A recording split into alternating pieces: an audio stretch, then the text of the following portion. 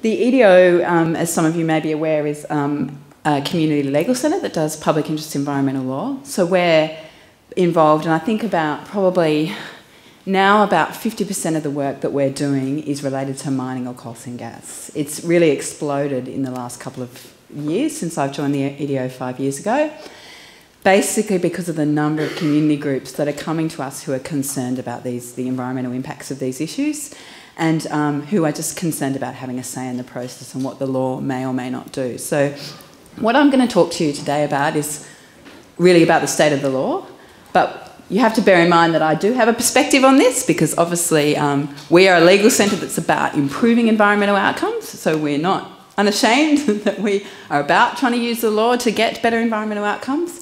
And we're also about trying to educate the community about what the law is, so that you can participate better in the process, and so you can see what the deficiencies are that are in the law, and advocate for change where you see it might not be working for you. And there's certainly a lot of opportunities in this area at the moment to do that, because there's a lot of changes going on with the law.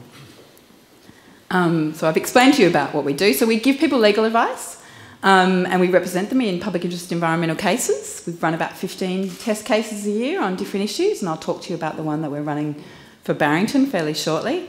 What I'm going to be talking to is going to be fairly general. It's not going to be specific to your area, so it's just going to be looking again, probably, not, to all credit to Tom, what he said is about the particular local issues, and a lot of the issues that we're going to be talking about are probably more about coal seam gas as it relates to the process around the state. We also look at policy and law reform. So one of the big things we've been working on at the moment is a mining law reform discussion paper, because communities are not happy with the state of the law. So that's something that's on our website for those of you that are interested, and also there is an inquiry going on at the moment that I've left some information about coal seam gas in the Parliament, and it's the kind of thing that we will write submissions and advocate for better environmental laws as part of that. We also have a community education program where we get people to go around and educate communities about what their rights are. And we have 2 scientists on staff, which is great because they can explain things. So we have an environmental law advice line, so you can call us up anytime, although I would say to you that a part of the group, 1 person from each group, otherwise we get inundated. Just to give you the perspective, I guess this is part of the problem, is just the number of CSG exploration titles in your area. This is based on some slides that we had when we went to, I think, Alan's neighbourhood last weekend, which was down at the Southern Highlands. This is basically the extent of the exploration titles that are on that exist on paper at the moment.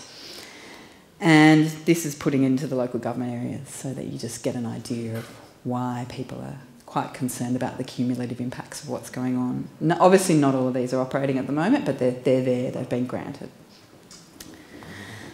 One of the big issues that's been coming to the fore this week, and I've had an unusual week for probably a nanosecond. I was agreeing with Tony Abbott. That's not something I normally do. But it was only a nanosecond, but he did quite back down quite quickly. Basically, one of the big issues, and this probably won't be as big of an issue for you in the Illawarra because a lot of the exploration is going on public land, I think, as opposed to private land. But basically, one of the big issues is that the minerals and petroleum on people's land is not owned by you.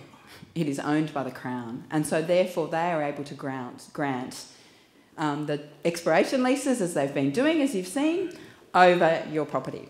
And this is causing a lot of conflict, as you can see with a lot of the things that are going on with Lock the Gates.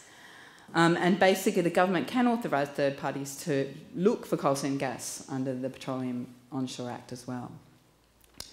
There's been a lot of deficiencies that have been highlighted, and the government, to its credit, is probably fixing up a lot of these things at the moment and trying to make this process a bit better. But it's your time to have a say on what the process should be. Coal seam gas does not always require development consent. Now, I should say in the Illawarra, it does. So if you're doing coal seam gas exploration and a development, just for exploration, you do require development consent. But there are a lot of areas around New South Wales where you do not. And that's where I guess it's become quite heated with farmers and other agricultural communities. There's a review of environmental factors that's done. We've seen major deficiencies with most of the reviews of environmental factors that's done at the exploration stage. They're certainly not particularly rigorous documents. And there wasn't always a requirement for people to be publicly notified or privately notified in person, or with, as you would with a development consent, of exploration going on in your land. Basically, an ad went in the local paper, and that's the only notice you got of it. And that's why landholders have been getting quite angry about these things, because if they missed that ad, they didn't even always sometimes know that their property was subject to an exploration lease. And they can also be fined for stopping people doing exploration on their properties at the end of the negotiation process over that. No one has been fined as yet, but I think it's going to be coming to a head in the next little while with some of the things that are going on with Lock the Gates. And there's certainly a considerable penalty if you said to someone that you didn't want them to come onto your land. There are significant environmental concerns about coal seam gas. The National Water Commission, and I've got their position paper if anyone wants to have a look at it, has put out a position paper that we've very much looked at as sort of a fairly respectable body that does, research into water resources, has said there is a considerable amount of uncertainty about what we know about the science of groundwater, and because of that, there is particular concerns about how that impacts when you're doing exploration that might impact on groundwater sources. And they also have expressed a lot of concern about the fracking process and also about wastewater and what you do about wastewater that's generated from coal seam gas. One of the biggest problems that we've seen at the EDO is the cumulative impacts. So the fact that you're not looking across the spectrum at what's going on in a particular water catchment, or you might not be looking at what's going on in a particular local government area, that these assessments are done project by project. And that is one of the real big deficiencies in the law. One of the other environmental issues that I'd like to address, because Tom's spoken about this, is also just what we know about the greenhouse gas emissions from CSG at this stage. I think there is a bit of a debate about the science as to how much greenhouse gas emissions are generated by coal seam gas.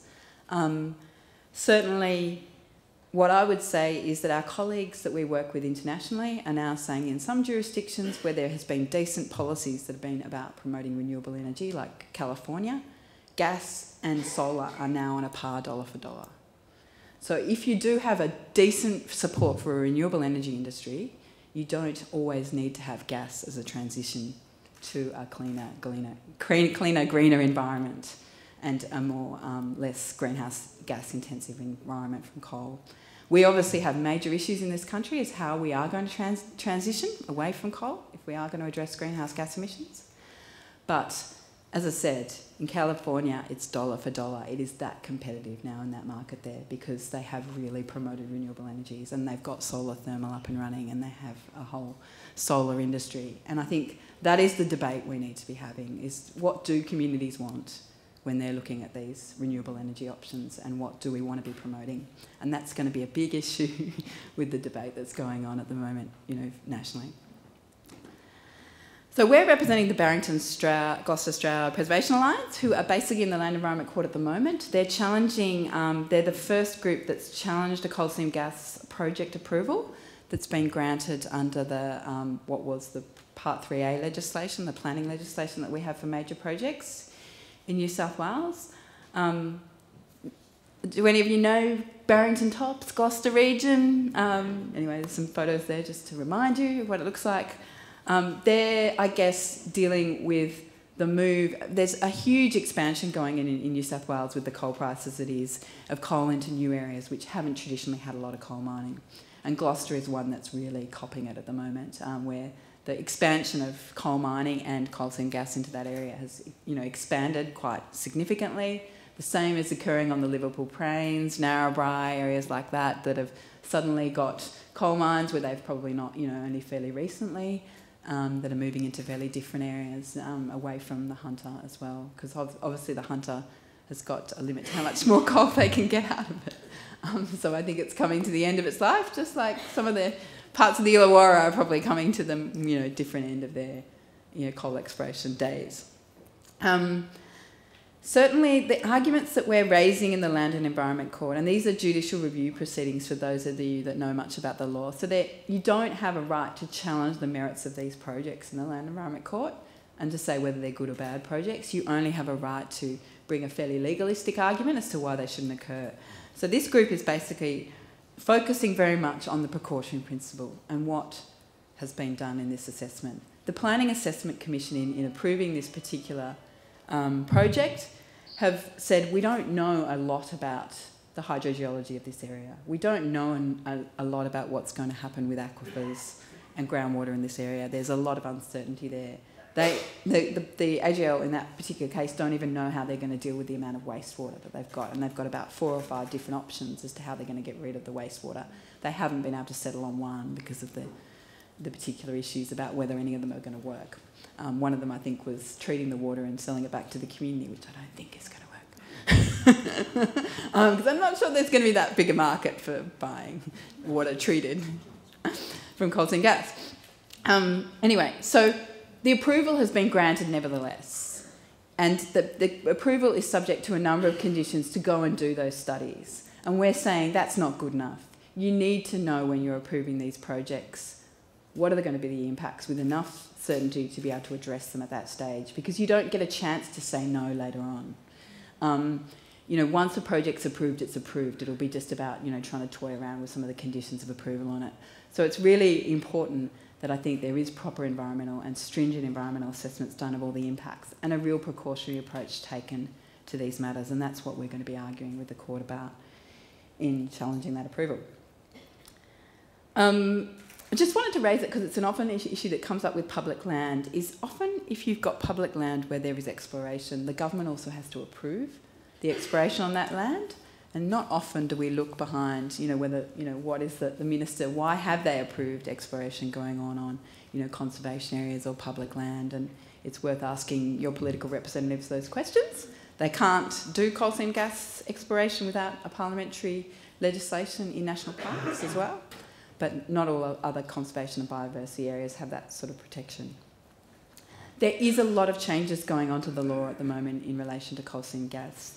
The New South Wales government has said it's going to make some major changes. They're going to be going to strategic land use plans to identify land use priorities per region and what, what they should be doing with coal seam gas and mining in that context. And they have said that there's going to be a better triple bottom line assessment of the environmental, social and economic values of these things. We don't really know what that's going to mean yet, but they certainly have announced that there is going to be changes going on. And the planning laws in New South Wales for everything are currently up for review. So it's really important, if you have strong views about what your planning laws should look like for mining, for coal seam gas or for any other type of planning, that you get involved now in saying what you think that should be for your community and what kind of assessments you want are done before these activities can occur. There's been various moratoriums that have been announced. A moratorium on fracking until the end of the year. There's been a moratorium on exploration licences, and also I think all current exploration licences are being reviewed at the moment by the government, and I've got the press release here if you want to have a look at some of those.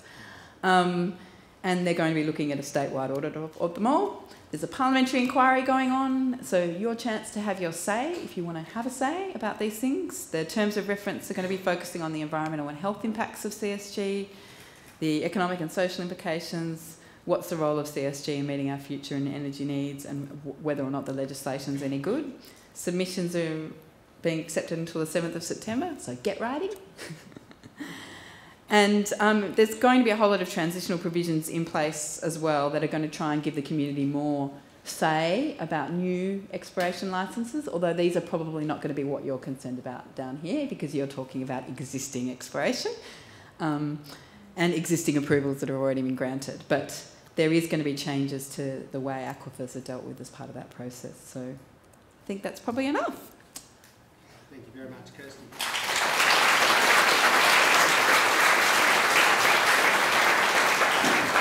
And I'll leave the press releases and terms of inquiry down here for the CSG parliamentary inquiry, and also some of the press releases. So if anyone wants to grab them, they're here.